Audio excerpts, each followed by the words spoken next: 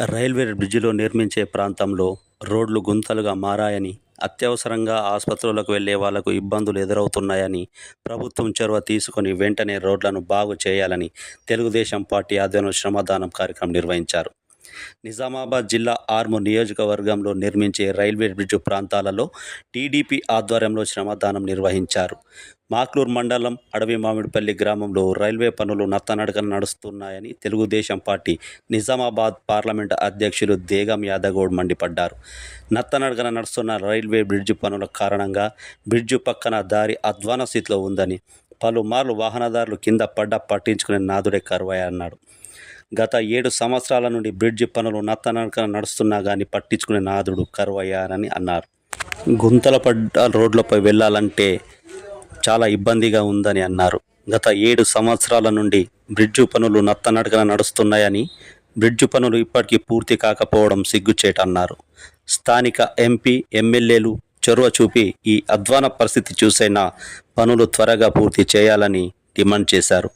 అధికారులు సైతం ఈ రోడ్డు పైన వెళ్తున్నా కానీ చూసి చూడనట్టు వ్యవహరిస్తున్నారని అన్నారు.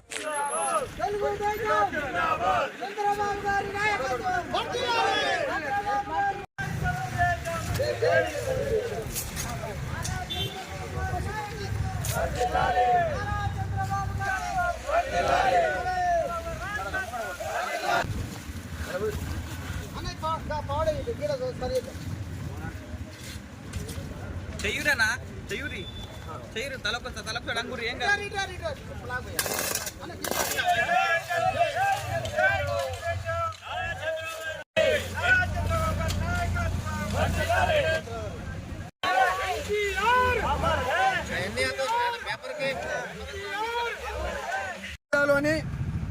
ఏదైతే రైల్వే బ్రిడ్జ్ నిర్మాణాలు జరుగుతున్నాయో పనులు అవి దాదాపు 8-9 సంవత్సరాలుగా నత్తనడకన జరుగుతున్నాయి.